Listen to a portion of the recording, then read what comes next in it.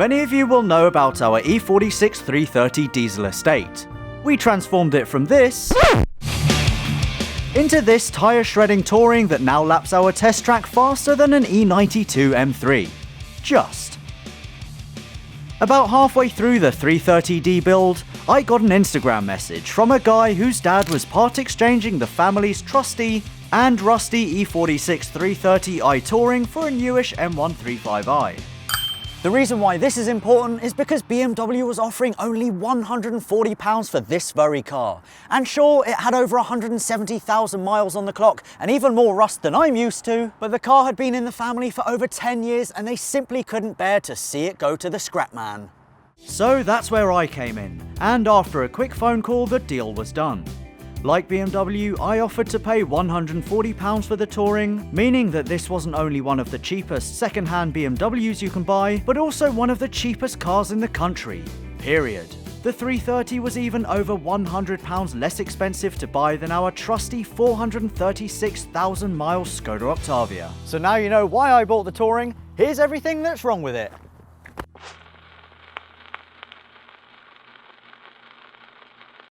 Well, it wouldn't be mine if there wasn't at least a little bit of rust, but this car has taken the tried and tested E46 rust formula and really gone to town.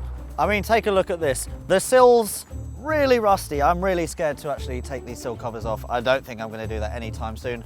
The rear arches, complete toast. The other side is even worse, which I'll show you in a second, but that's buggered. Then we have a lovely lot of rust here on the boot.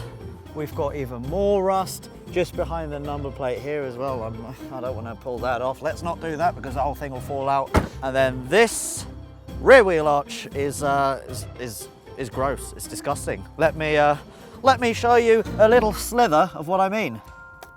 Oh Jesus! I didn't actually mean for all of that to come out. I thought maybe a little bit would.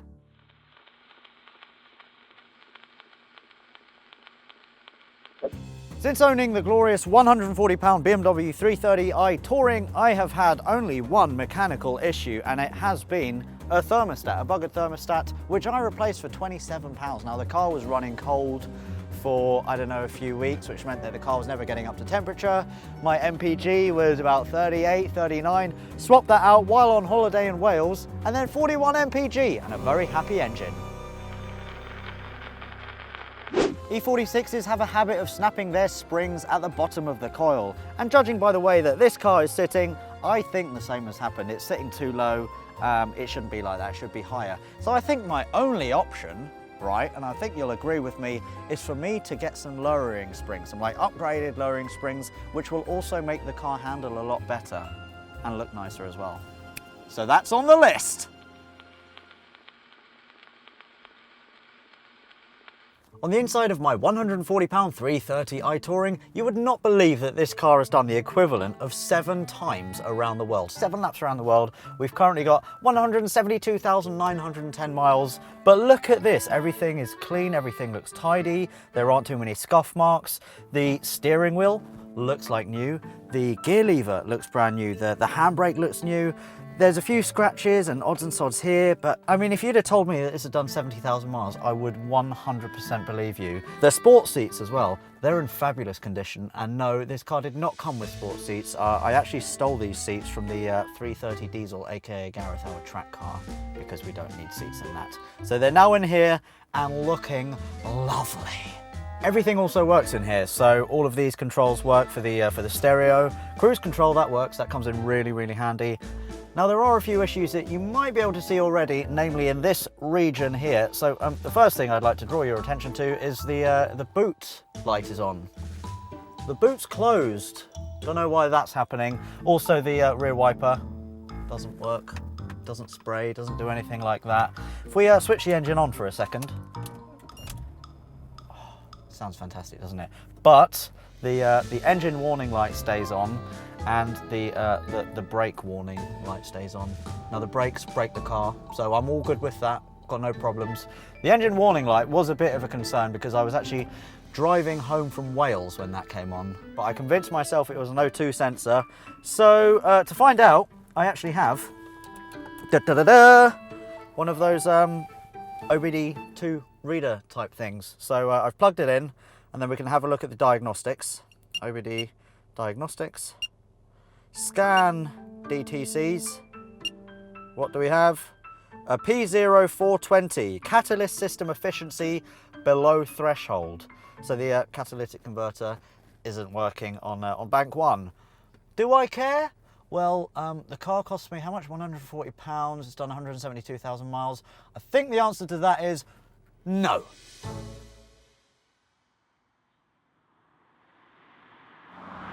Now I'm super impressed with the way this drives, let alone it costing only £140. Even for £1,000 I'd be super happy. It's solid, it's sure-footed, it accelerates well.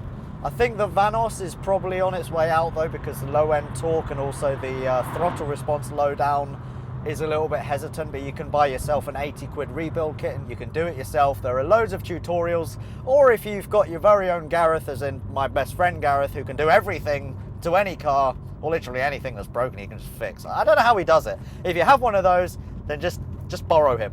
But anyway, the car's solid, it's wicked, it's just great. It's a joyous car to drive, and I've always in the back of my head wanted an E46, and it just so happened that I got this one. I didn't mean to, I didn't intend to buy an E46, but it happened and here I am. And for me, this is the perfect daily. It's big, I can chuck loads of stuff in the back, I've got a dog, I've got a girlfriend, I've got 2 bikes. You literally chuck it in, you don't care. If you put a scratch in it, it doesn't matter. It costs £140. If it gets dirty, who cares? It literally doesn't care. And if it doesn't pass the MOT in a few months, I'll be a little bit gutted, because there is a lot of rust, so it is a bit of concern. But if it doesn't pass, I literally won't have lost any money. I can scrap this car and probably get more money. But for now, I love it. It's the best unexpected thing I've ever bought. And I've bought a lot of crap.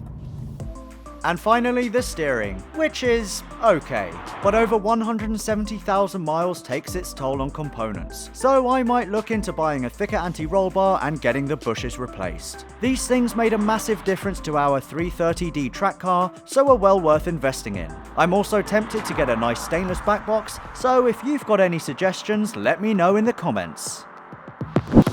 Speaking of buying parts, these build series and spontaneous car purchases would not be possible without our channel sponsors, and this week's video is sponsored by LastPass. For a relative technophobe like me, trying to remember all the passwords on the websites where I buy parts is a nightmare. There's eBay, Gumtree, Facebook, and of course the Car Throttle shop, which is where I am eyeing up a tasty set of Eibach springs for this car. LastPass frees you from frustration. All you have to do is add your passwords to the vault, which syncs across your devices. Then when you're checking out, it autofills addresses and credit card information. No typing required.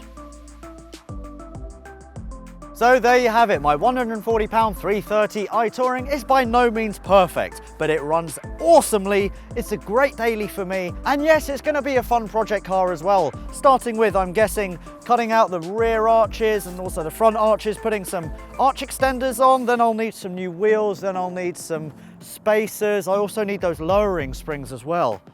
Oh Christ, what have I let myself in for again?